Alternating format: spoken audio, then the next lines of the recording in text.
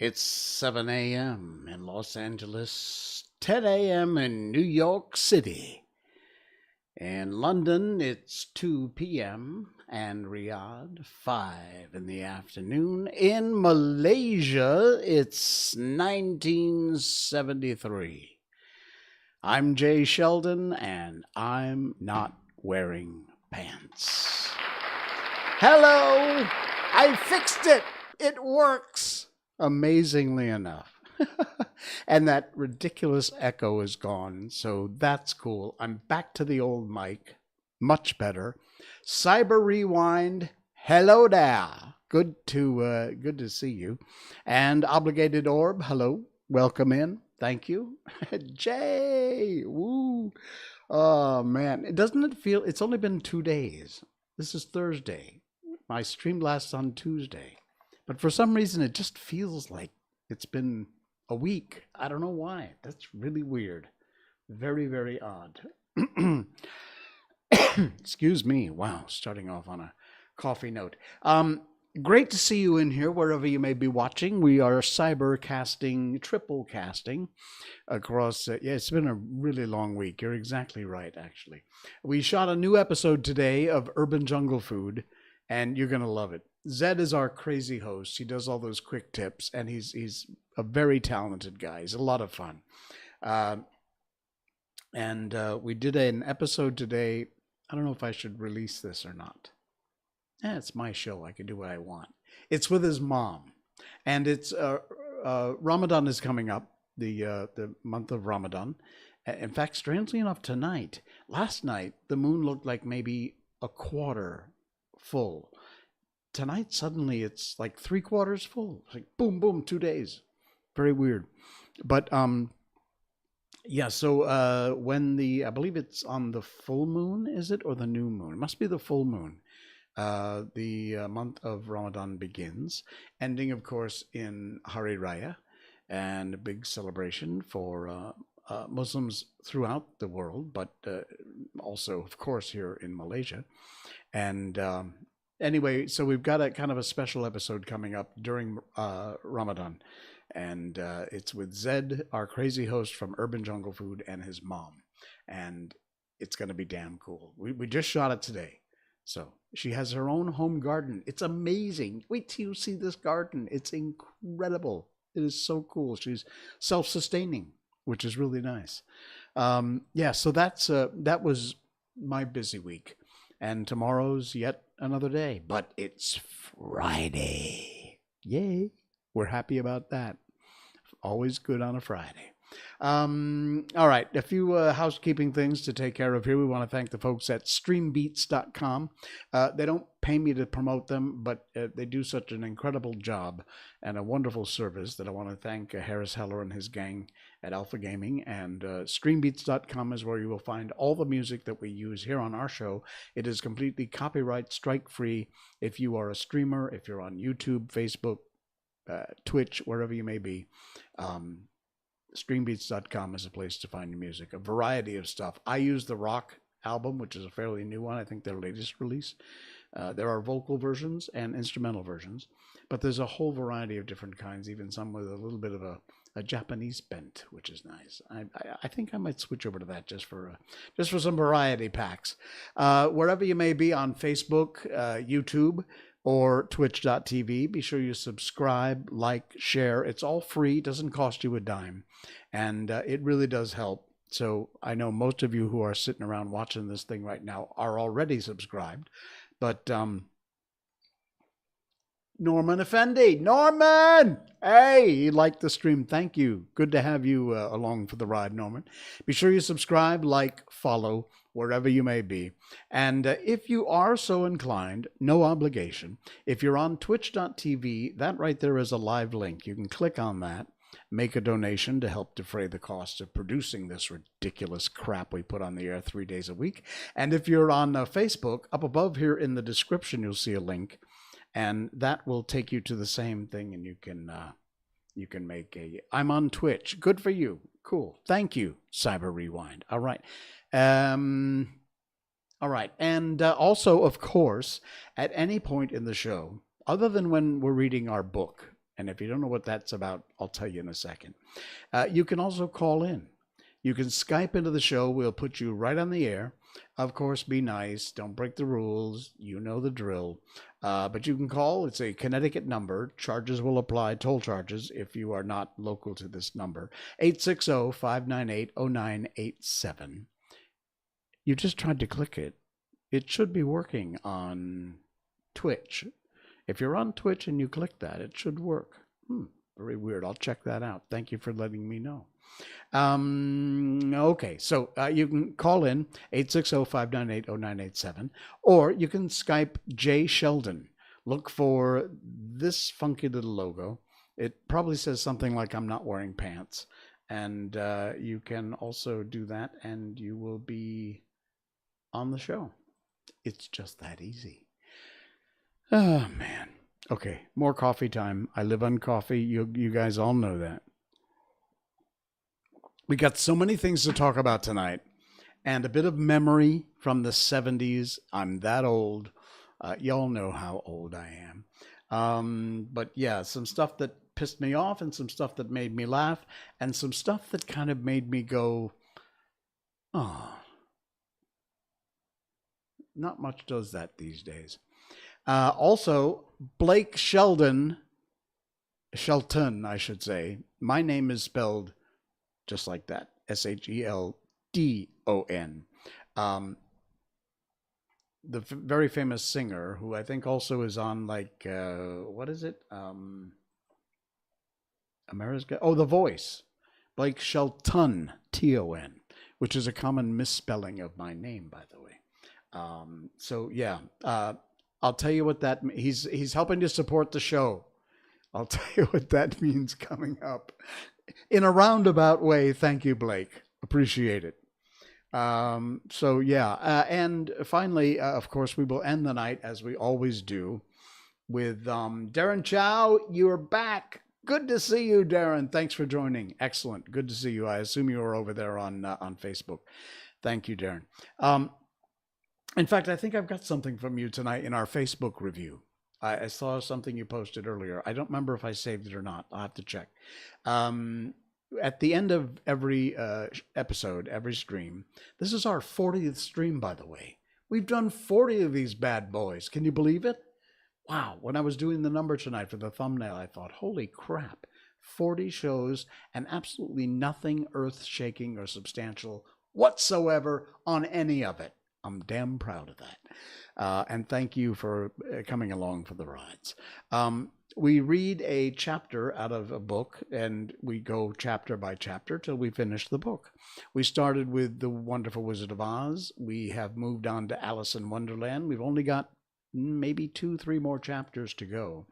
And I was digging around the site at the Gutenberg Project today, and I've gotten a few suggestions, and so I've got those. I found some other ones I hadn't seen before, and I thought, this is really cool. I wanted to offer them up and let you guys take a vote as to what you would like to be our next book. I also found, by the way, A Christmas Carol, Charles Dickens' Christmas Carol. Obviously, it ain't the season, but it is a public domain book, so I can read it and not be worried about being sued or getting some sort of copyright crap. But you know what? It's cool because we'll save that and we'll time it out for Christmas. But I did find Jules Verne, Around the World in 80 Days. That's actually an amazing story. It's long, but it's a cool story. Peter Pan is another one. The Jungle Book by Rudyard Kipling, the original Jungle Book, not the Disney cartoon. The Legend of Sleepy Hollow, that might be fun around Halloween.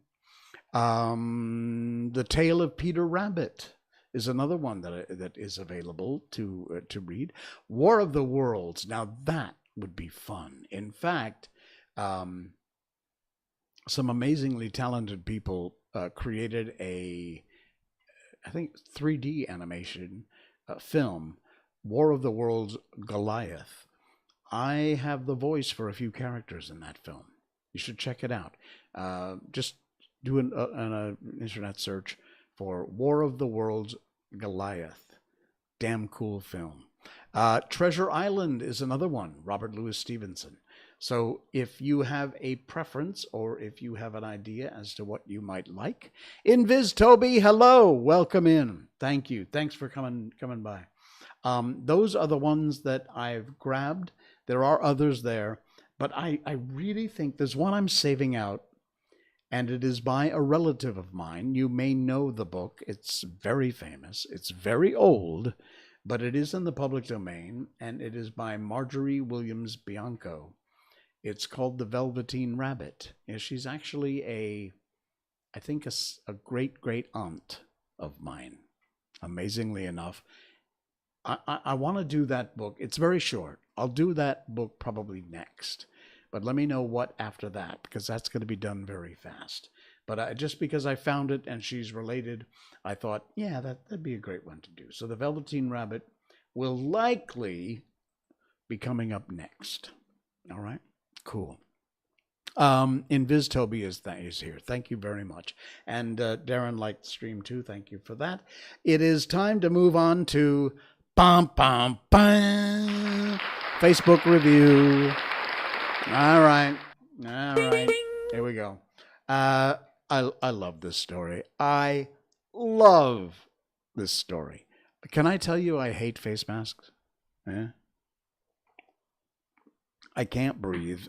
I know the science or the lack of. I wear a face mask. It's no problem. I absolutely wear face masks. If it makes you feel better, what's the harm? But I hate face masks. Anyway, of course, we're all required to wear them. There's like a 10,000 ringgit fine or some crap if you're not wearing your face mask, and they're being really stupid about it. But anyway, get this. I love this this post. This is so cool. If I'm not mistaken, this is probably from Twitter. 2 children not wearing masks were told they had to get off the plane. Now, there is a backstory to this. I researched it. One of the children was had some sort of mental disorders, I think would be a politically correct way of saying it. And obviously, this child would not wear a mask. They had a note from a doctor saying it was not required for the child to wear a mask. And anyway, 2 children not wearing masks were told they had to get off the plane. There's what happened. Check this out. Everyone on the plane left with them. Damn, I love that story. Parents told, here's the truth paper. Parents told to leave the plane because their child does not wear a mask. All the passengers decided, you know what? Screw you. And they all walked off the plane. We are the 99%. Damn, that's a good story. I love it. Okay, what else are we doing? Okay. I'm putting the heavy stuff up front. I was able to get a little better organized tonight. So I saw this, I had to share it. A lot of people who don't live in the U.S. don't understand this, but it is absolutely 1,000% true. What's something that's not actually Christian, but Americans think it is? And Cody Johnson said, America. And that is like, yes, bing, bing, you win. 100%. America is not Christian. In fact, there are some very clear laws about the separation of church and state. Yes, it says in God we trust on the money. Yes, they open Congress with prayer. I don't know if they still do that, but they used to. Yes, the president and all those are normally sworn in on a Bible unless they have something else, maybe the Quran if they're Muslim or something. But so for all intents, you'd think it was a Christian country. It ain't.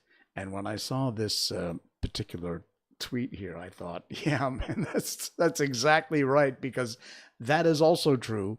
Most Americans would, I don't want to say most, but I have to believe that a lot of Americans would like to believe that America is Christian. It ain't. So there. All right. And speaking of things that ticked me off, this is yet another one. Do you know this woman? You probably recognize her if you're older than 20, 30.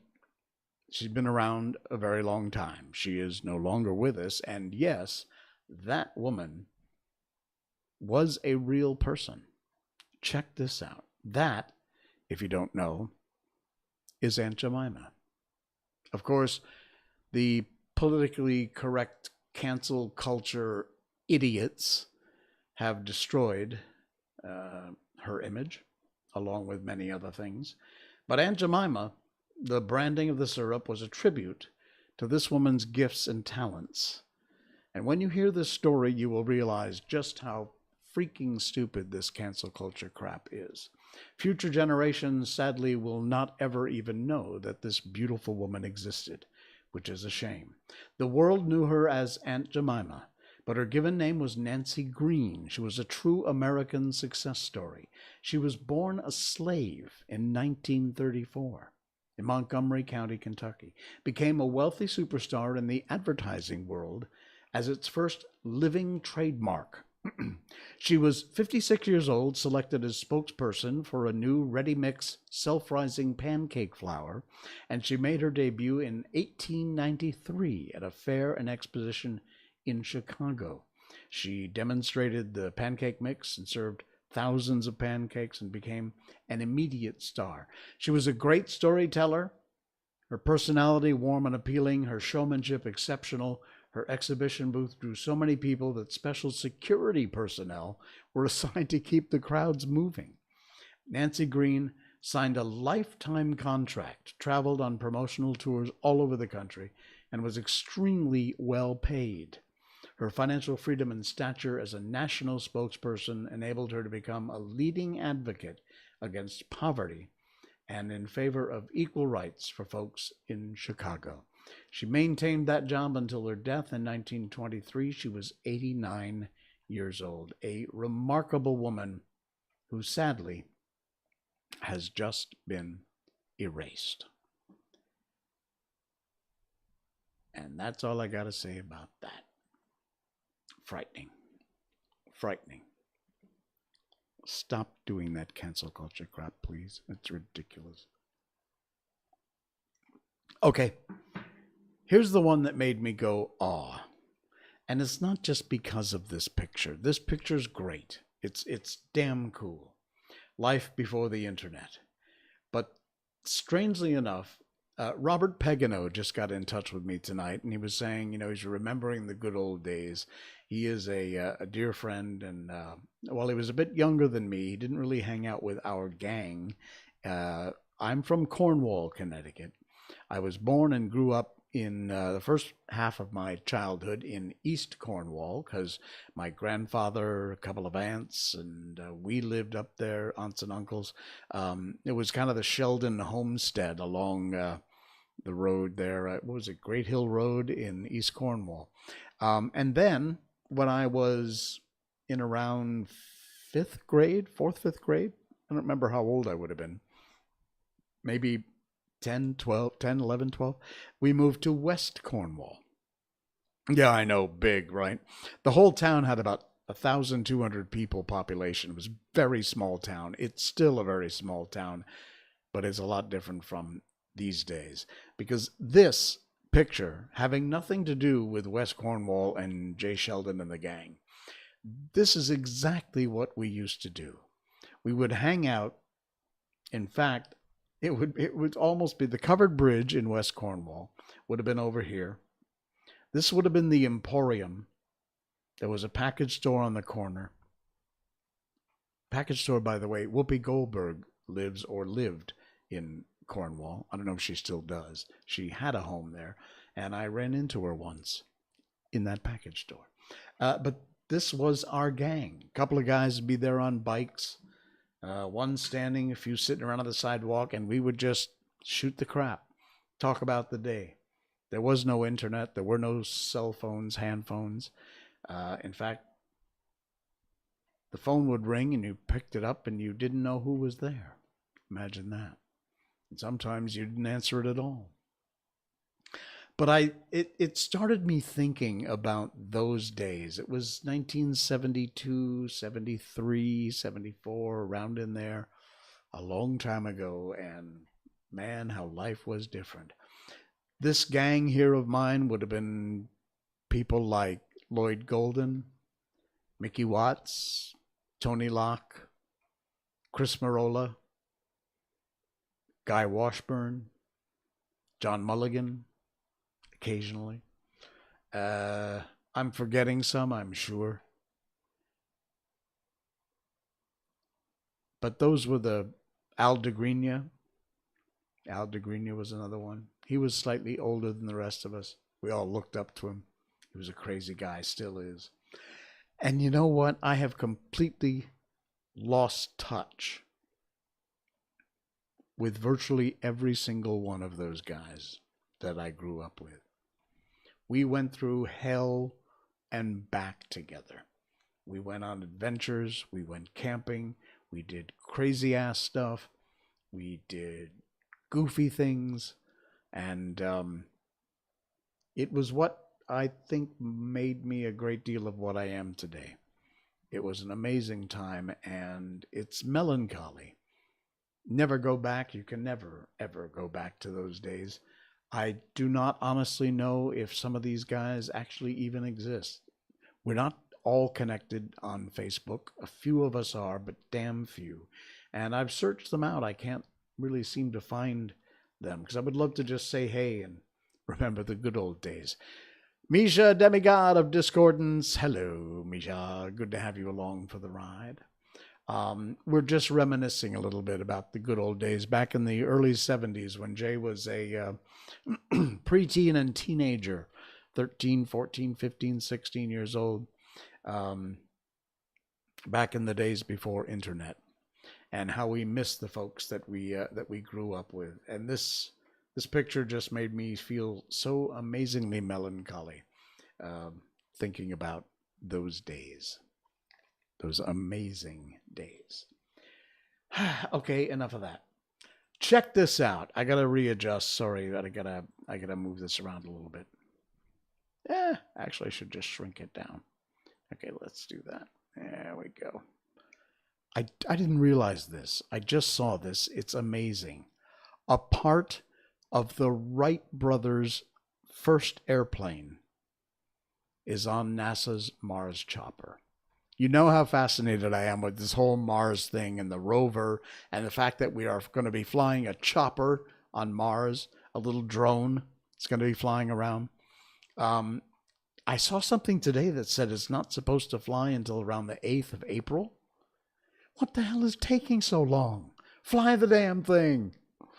No, believe me, it's an amazing feat just to make it fly at all. But this is so cool. There's a small piece of cloth from the original Wright brothers' first airplane that is on board the Mars chopper. Check that out. It's incredible. A small swatch of fabric from the 1903 Wright Flyer, the space agency revealed on Thursday. How cool is that? Huh? Seriously? How cool is that? That is absolutely amazing. Wow. Okay, this one hit the headlines this week. Strangely enough, I'll probably have to readjust here. A Malaysian man, well, not a Malaysian man, a Malaysian-based man, kind of like a me, bought Twitter's boss Jack Dorsey's first tweet for 11.9 million ringgit. Okay? 11.9 million ringgit. Let me just do this. 1 ringgit is 0.024 USD. So 11 million. Holy crap. 2.26 million USD. Yeah. 2.26 million USD. Apparently somebody just has nothing better to do with their money. This is a guy, according to this news in the Star, and apparently the tweets have some digital signature so that it's proof that this was the actual tweet that Dorsey sent out, the very first one ever. And it said something like, oh, here it is, just setting up my Twitter was his first tweet for Dorsey, made March 21st, 2006. Now, I don't know that it actually, it was sold at an auction and bought using cryptocurrency. And, oh, it does say, it mentions the buyer, so I guess we can talk about it because it was in the news. Sina Estavi. Sina Estavi is based in Malaysia. He's the CEO of the blockchain company Bridge Oracle.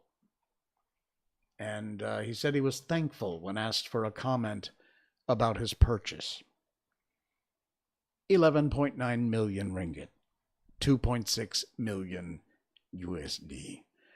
Obligated Org says, sheesh. Sheesh is right. Holy crap. That's a lot of bing. I'm telling you, if this guy who bought this tweet would like to fund a really fun online show streaming 3 days a week, it's called I'm Not Wearing Pants. And you can get a hold of me and we'll put a deal together. Because apparently, you know, if you got nothing better to do with your money, in fact, if you want, you can write me here, nopants@jsheldon.com, and we'll talk. We will talk. Won't even cost anywhere near what Dorsey's first tweet cost. Trust me, I will not charge you what Dorsey's first tweet cost you. It'll be significantly less expensive to fund this show. Okay? We can talk. Let me know. Okay, here's another one. Wait, I got to get rid of this notice that's on here. Oh, stop that. Okay, here we go. Do you put ketchup on your steak? Yes or no? I do not. I might put A1 sauce. No, thank you, Obligated Orb. What? Yeah, like what the? A1 sauce? Yes. Worcestershire sauce? Occasionally when I have it. But ketchup? And somebody posted this and I couldn't agree more. Putting ketchup on your steak should lower your credit score. A1 sauce, yes. Barbecue sauce, yes. But it started me to think, because somebody made the comment down below here, you'll see, ketchup on steak is like mayo on a peanut butter and jelly sandwich. It just doesn't match up. See, and this is what I wanted. Thank you, Misha. I wanted you guys to make comments in the chat about either you or someone you know that does weird stuff with sauce, like putting ketchup on steak. Misha said, I knew a kid who ate Cheetos with ketchup. I'm trying to, that might not be the worst thing. I would be willing to try that. That doesn't sound too horrible. It's all right. I can't say it's weird because I went to a summer school with special ed. Okay. Yeah. So do you put any weird things on your foods? Somebody gave me crap once because I put mustard. No. I think it was because I put ketchup on hot dogs, and they were like, clutching their pearls, saying, "You don't put ketchup on hot dogs." Well, yes, Ice cream and fries are really good. I've heard that. I've never tried it because I don't know, but nowadays everything is salted caramel, everything. So I think the salt from the potatoes themselves really, don't have a whole lot of flavor. They have flavor, but not a lot of flavor. So basically, you're pretty much just putting the salt in the ice cream, and that's not weird. Not that weird.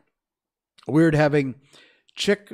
I'm assuming you mean Chick-fil-A sauce with Popeye's chicken and eating it with rice. That sounds like an Asian trick, Misha.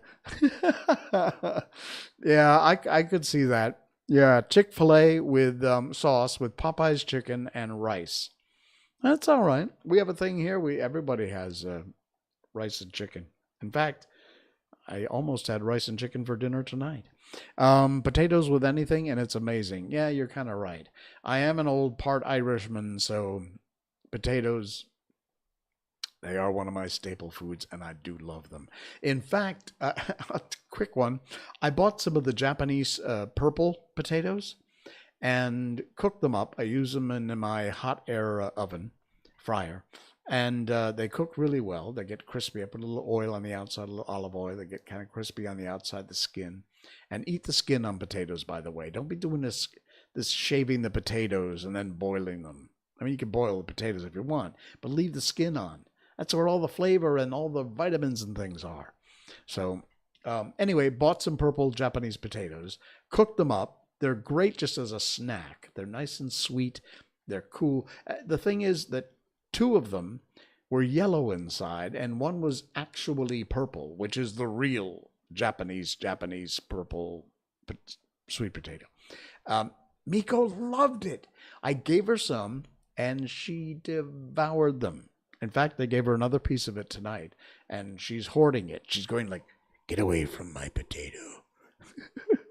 So she's having fun. Yeah. Potatoes with anything. I guess that would be considered weird. Yeah, a little bit, but not so weird. My significant other puts chili sauce on everything.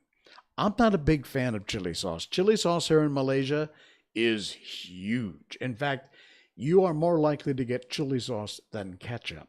When they see me, the mozzarella guy, the guaylo, they always give me ketchup, which is fine because I'm not a fan of chili sauce.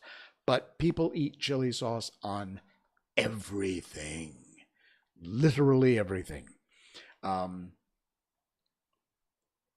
So much so that I don't know how they taste whatever's under the chili sauce. I mean, say you take a burger, you pull the top off, you completely cover it with chili sauce that thick, slap the top back on and wolf it down.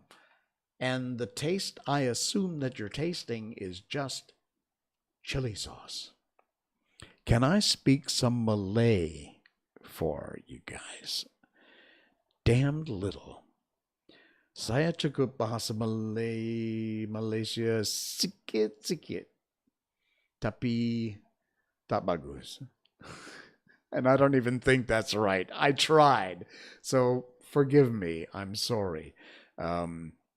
What I pretty much said was I can speak Bahasa Malaysia a little bit, but not very good. Yeah, so. Oh, man, don't put me on the spot like that. Do not put me on the spot like that. I'm all sweaty now. I can follow along in a conversation a bit. Aperturita. All right, but I can, I can order food. I can be polite. I can have a real lower than a BM 101 conversation.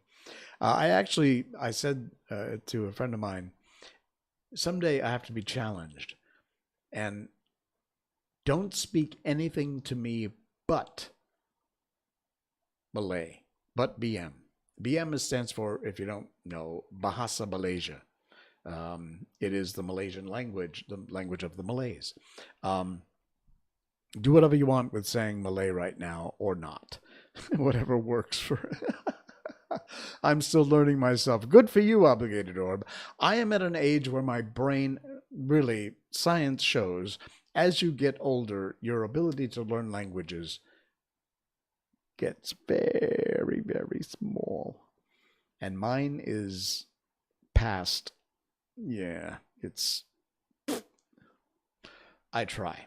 I really do try. And you know what? People are so great here. The same thing with Cantonese. Most of my friends who are Chinese speak Cantonese. A few Mandarin. I mean, most everybody speaks Mandarin, but as their native tongue in their household with their family, they speak Cantonese for the most part here in the KL area. Depending upon where you are, like in Penang, it's more Hokkien, I think. The different dialects of the Chinese language.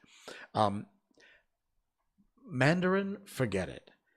All that wushu, wushu, I can't shape my mouth around those words. I tried, trust me, I tried.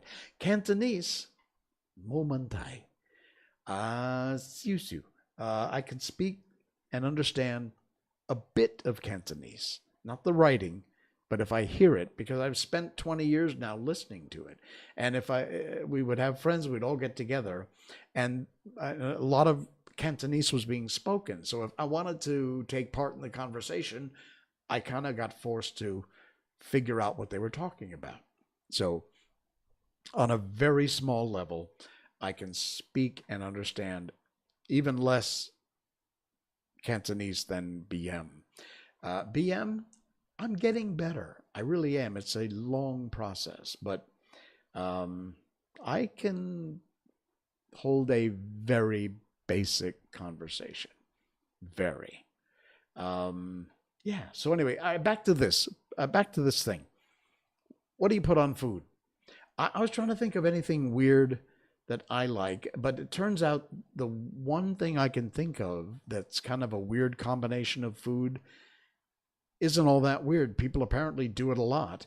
And that is, since I was a kid, I've loved peanut butter and potato chip sandwiches. I know. Basically, couple pieces of bread, slap on the peanut butter, cover it in potato chips, crush it down, and down it goes. Love that. Again, that's that salty, peanut buttery, crunchy peanut butter and potato chip sandwiches. Yeah, I've eaten that. I've eaten that since I was a kid. What else? There was something else in a drink. It was orange juice. Oh, orange juice and Coke. I know, right? That just sounds weird. That's like brushing your teeth and drinking orange juice afterwards. But no, really, try that. It's not bad. It becomes this fizzy kind of cokey orange juice. It's not bad. I've had worse things. And I don't remember how I first tried it. I think, again, in my younger crazy days, I had Coke and I had orange juice. And I thought, why not? And it really isn't bad. Check it out. So anyway, that's Coke, orange juice. Yes, Coke, orange juice. And it's not like milk and Coke, because that would curdle and be horrible. But Coke and orange juice. I think also what might be nice would be root beer and orange juice, because root beer tends to be very sweet. And orange juice, of course, is a little bit sour if you get real orange juice. So it kind of balances the two. Yeah, I know. Look, if you know anything about me, it's that I'm a weirdo. So there you go, living proof. It just gets more weird. All right. If you have any more, just stick them in the chat about strange food combinations or what weird sauces. But the bottom line is, if you put ketchup on your steak, it should lower your credit score. Orange soda and ice cream. Oh, the best. Are you kidding me? Oh, yes. Orange soda and vanilla ice cream. It's like a creamsicle in a glass. And I don't know if you remember creamsicles. It was like an orange popsicle on the outside, and inside was vanilla ice cream. I don't even know if they still make them. But, oh my. Oh, yeah. A creamsicle was amazing. Okay, just a quick shot. I had to show you my new headphones. What do you think? Hmm? I'm thinking about buying these as my new headphones because, I've had these problem. I've got this bloody uh, in-ear piece thing that doesn't work. It's not syncing. I've got these. So I haven't had a creamsicle. They sound really good. Oh, yeah. Orange cream soda is also same thing. Orange soda, and the orangier the better. Here in Malaysia, one of the most orangey, tangy sodas we have, I think, is it Mirinda? Is that what it's called? And then a good vanilla ice cream plopped in. Oh, yeah. Round of applause for that. Definitely. Yeah. So what do you think about these headphones? Nice, huh? You think we could hear with that? All right. Another piece of good news. We may not get to the book chapter tonight. I've been doing 40 minutes here, for God's sakes. Another piece of good news. Again, free publicity. They are not paying me to say this, but if they'd like to, please get in touch. The address is down there at the bottom over there. nopants@jsheldon.com. Yes, finally, 20 years here, and I have, ever since day one, said, why the hell don't we have a Taco Bell? Apparently, many years ago, there were Taco Bells in Malaysia. They got rid of them. Stupid move, because I know this is going to be a huge hit. At least the way the market is these days and people's eating habits, trust me. You think Mexican food is not going to be popular? And tacos? If the price point is about the same, relatively speaking, as it is in the U.S., it's good, cheap, 2 o'clock in the morning on your way home from the bar, eat a billion of them and pay for it the next day food. I know that's a long title. But yes, Taco Bell is opening in Cyberjaya, which is like a billion miles away from me. But trust me, for Taco Bell, I'll drive. Also, a friend of mine posted that a friend of his was invited to a preview of Taco Bell. And they didn't invite me, of all things. How rude. So that friend is now off my Christmas list. Unbelievable. Taco Bell coming to Malaysia, and I cannot wait. Okay, one last story I got to share with you, and that's something I teased earlier. Hold on a second. Hey, Kim Condon, Godburn. I'll send you some tacos and orange creamsicles. Could be a little messy when it reaches you. Yeah, I'm sure it will be very messy by the time it gets here. But you know what? It might be worth it. Tacos, it's okay. I can deal with tacos. As you see, we're going to have them here pretty soon. No problem, but thank you for the thought. The creamsicles now, that's a good idea. Maybe some dry ice. Send me an email if you want. I'll send you my address, Kim, and you can shoot those over. A couple creamsicles packed in dry ice. I still don't think they would get here, and my bet is they wouldn't make it through customs. So, all right. Have I given Taco Bell enough free publicity tonight? You guys owe me. Come sponsor my show. All right. Earlier in the show, I teased you on the fact that Blake Shelton from The Voice. Yeah, Blake Shelton from The Voice, the huge country music singer, is promoting I'm Not Wearing Pants. You think I'm kidding? Check out this headline. I got to move it over. There you go. Blake Shelton jokes he's naked from the waist down while filming the the Voice remote shows.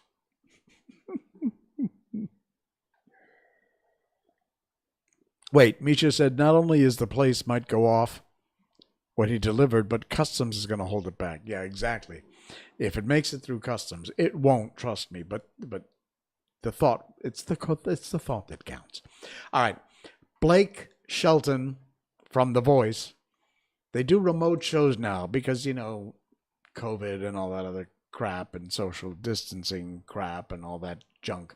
So now apparently if I scroll down here, there you'll see you've got Carson Daly, Kelly Clarkson, John Legend. There's Blake over in the corner, Nick Jonas. So all these folks who I assume are the judging panel on remote version. And Blake Shelton says he is naked from the waist down. In other words, Blake's not wearing pants. Yes! Thanks for your support of the show, Blake. Appreciate it. Thank you so much. If you want to come on the show, by the way, anytime, just get in touch. We'll put you right on the show.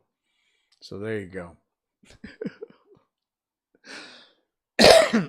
Blake's helping to support I'm not wearing pants. Thank you, Blake. Appreciate that. I have this little recipe that gives me a free taco up until the end of May. A receipt. Really? Damn. Okay. No worries of me not getting Taco Bell. Here's a free taco. Some people have all the luck. There are a few other places that make tacos, by the way, here in Malaysia. Some of them are not too bad. Others are a miss. They tried, but they tried to get fancy or cute and do something besides your basic Taco 101, and nothing can replace a Taco 101. And do not talk to me about fish tacos. Fish tacos. It's like ketchup on your steak. It should lower your credit score if you eat fish tacos. Blech. I'm not even so sure that I would forgive you with a chicken taco. A taco is meant to be made from beef, not chicken. I could live with chicken maybe. But fish taco? Get out. Celebrity support for these podcasts. Yes, we've got to get some celebrity support for these podcasts. Write to Blake Shelton and tell him he needs to come on my show. We'll put him right on the air. That's a really damn good idea. I like that a lot. All right. Oh, my. We need to get on to our book. We've done 50 minutes here. I really hope this chapter of the book is not going to take too long. I'm almost tempted to put it off till next stream. What else is Misha saying? It's free, but there's still tax. Of course. Death and taxes, babe. Death and taxes, no matter what. It's funny you say you don't like fish tacos. My family eats that every Friday. Also now until the end of next month. I'm assuming that's maybe a Catholic thing with eating meat on Friday. Do they still do that? I suppose very traditionalists would. Luckily, the disgust of hearing my fans eat it will end soon.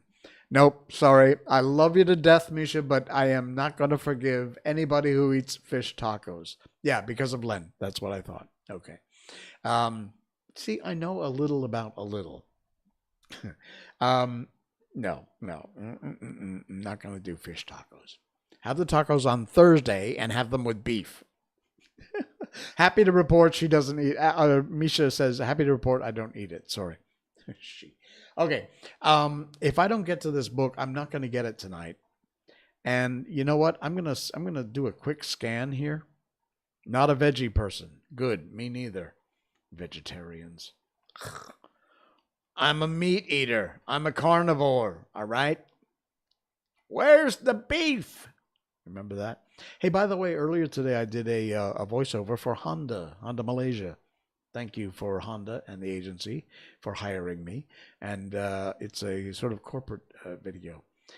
It will be out, I assume, sometime in the next month or so. You know what? I have a feeling we're going to have to put off. This is a long chapter. I'm just skimming through as oh my God, it's page after page after. No. This ain't going to work. It's very long. It's like the second to the last chapter of the book. And it's like 12 more pages. Yeah, it was for Honda Malaysia and their 1 Million Dreams campaign. It's very, very cool. Well done script, by the way. Whoever the script writer was very nice.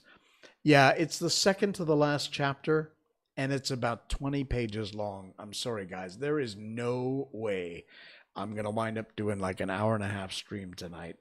I will get killed. So I can't do that. But I will get to chapter 11, which is called Who Stole the Tarts? We managed to fill practically an hour here talking about absolute crap. But that's okay. It's kind of like what I'm here for. Yeah, you'd think it'd be long since it's the climax of the story. It is. It's the penultimate chapter. There's only, I think, it's 2 more chapters to go. So we will put that off until Saturday night, and then I promise, if I have to edit, I will get through this. Thanks for liking the stream, Kim. Thank you so much. Welcome. Be sure you subscribe and follow. I'm Not Wearing Pants page over there on Facebook. Also, you can find this on YouTube under Jay Sheldon. You'll see that logo. And of course, twitch.tv/Jay Sheldon No Pants. Our email address is right down there at the bottom. There you go. I've set up a new email account through my domain. It's nopants@jaysheldon.com. I have already received several emails. I reply everybody, so if you want, you can send me whatever you'd like. You can write me your opinions or things you want to talk about, and I'll reply, of course. I appreciate it. It's great to hear from people and to know that you're out there and you're listening and that you respond. It's fantastic. As always, you can be a part of this show. You can call in right from your handphone, cell phone, house phone. It's a Connecticut number. 860-598-0987 is the number. It'll put you through to the show on Skype live. Or you can Skype Jay Sheldon. Look for that logo, and that's the one. Just click call, and you'll be on the air just like that. Yay! Okay. Yes, I have this cute little sound effect thing now, and it's actually working. If I have to get your attention, if I want to attract your attention in another way, yes, we can do that. And what else have we got? Got this one. Oh! I should have used that before. Ooh, that would have been nice. I like it. I love it. I want some more of it. Yeah. Speaking of country music. All right. Yeah, it's quite the soundboard. I have given up. I went back to my old microphone because the mic through that absolutely sucks. It's horrid. So I just stuck it in here, so I've got some weird effects. And that's often what my audience is like. The dead crow just out there going, what is he talking about? What insane, mundane, ridiculous thing has he found to tie up an entire hour of my life doing? All right, guys. Thank you. We will see you again on Saturday night. Yeah, this is Thursday, so our next stream is 2 nights from now on Saturday night. I did a couple of test streams. You probably didn't see them, but I was on at a weird time of day, just testing a few things out. We had 1 or 2 people show up because they follow. So be sure you do that. Like, subscribe, share, follow. It's all free. You can follow along, and that way you'll be notified whenever we go live. So until Saturday night, I will see you on the flip side of that. Thanks for joining. Thanks for the chats. And thanks for helping to support the stream. I really appreciate it.